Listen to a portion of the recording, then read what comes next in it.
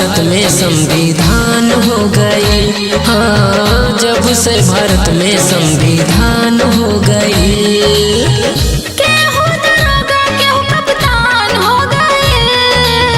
जब से भारत में संविधान हो गए, है जब से भारत में संविधान हो गए।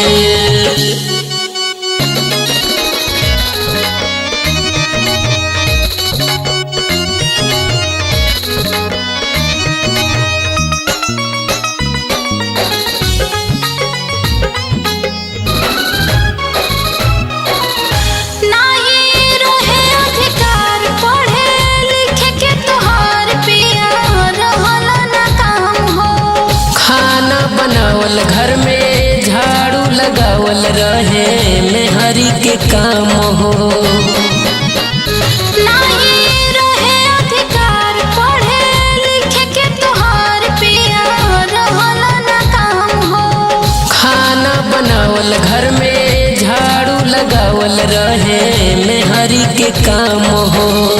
स्कूल के पीछे पढ़ लिख के भीम बाबा हमार लिखे संविधान हो। शिक्षा के भीमा जी दियोले अधिकार है, शिक्षा के भीमा जी दियोले अधिकार। अरे सब हमरे बाबा साहब के देन बा। पढ़ी लिख के कितना लोग महान हो गई। जब से भारत में संविधान हो गई है, जब से भारत में संविधान हो गई।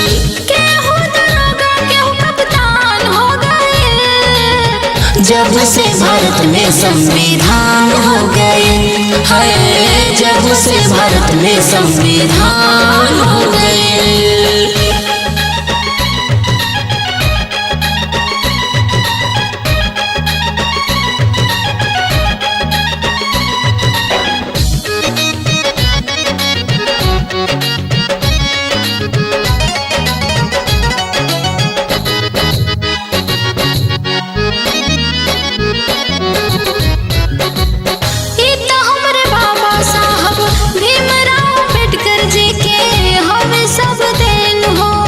सच कहतानी रोटी बेले वाला हाथ में शोभे लगल पेन हो।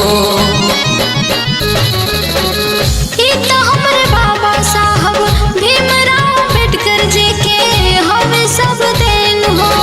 सच कहतानी रोटी बेले वाला हाथ में शोभे लगल पेन हो।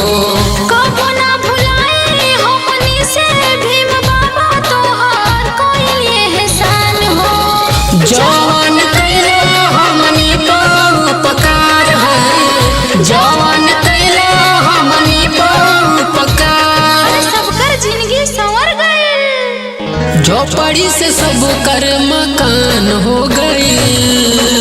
जब से भारत में संविधान हो गई। हाँ, जब से भारत में संविधान हो गई।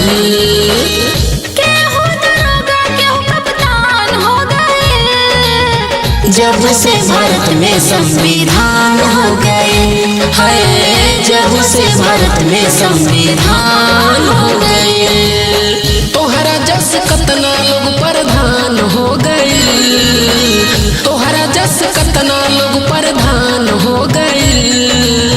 जब से भारत में संविधान हो गए, हाँ जब से भारत में संविधान हो गए।